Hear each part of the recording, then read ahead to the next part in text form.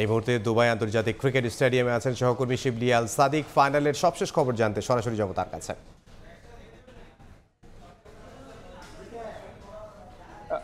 যেমনটাই বলছিলাম, আজকে সংযুক্ত আরব আমিরাতে দুবাই আন্তর্জাতিক ক্রিকেট স্টেডিয়ামে ইন্ডিয়া বনাম বাংলাদেশের এই এশিয়া 19 অনূর্ধ্ব এশিয়া কাপে আজকে যে বাংলাদেশ এবং ইন্ডিয়ার সাথে যে ম্যাচটি চলছে, সেখানে প্রায় শেষের পথে ম্যাচটি এখন পর্যন্ত যে ফলাফল আমরা পেয়েছি সেটা হচ্ছে 8 উইকেটে। 8 উইকেট ইতিমধ্যে ভারতের 8 উইকেট পড়ে গেছে এবং ম্যাচটা জেতার পথে বাংলাদেশের।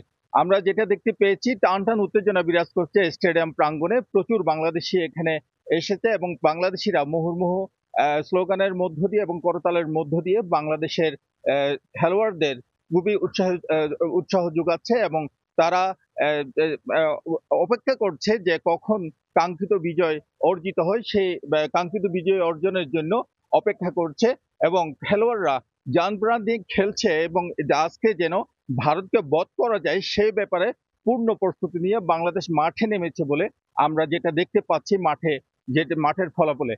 আজকে বিশেষ করে ইমন আবারও ভালো করেছে, সে 3 উইকেট নিয়েছে এবং অন্যান্য যারা সতীর্থরা তারাও ভালো পারফর্ম করেছে। এবং এই যে শেষ অবধি এই যে দুবাই স্টেডিয়ামে মূলত যারা প্রথমেই বল করে তারা ফলাফল বেরিয়ে আনতে সক্ষম হয়, কিন্তু আজকের ঘটনাটা তার উল্টোটাই আমরা দেখতে পাচ্ছি। বিশেষ করে যারা শেষে বল করছে তারাই হয়তো ফলাফল আজকে বের করে নিয়ে আসতে পারে।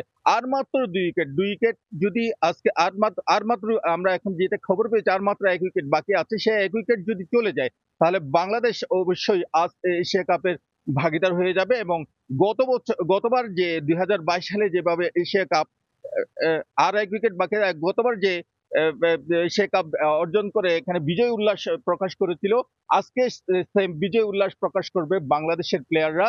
এবং সেই কাঙ্ক্ষিত সময়ের জন্য আমরা অপেক্ষা করছি। অল্প কিছুক্ষণের পরে আমরা সেই বিজয়ের খবরটা আপনাদেরকে দিয়ে আমরা আপনাদেরকে সাথে রাখতে চাই। আমার কাছে সর্বশেষ দুবাই আন্তর্জাতিক ক্রিকেট স্টেডিয়াম থেকে সর্বশেষ তথ্য ছিল এই। সহকর্মী শিবলি আল সাদিক দুবাই আন্তর্জাতিক ক্রিকেট স্টেডিয়ামের সামনে থেকে।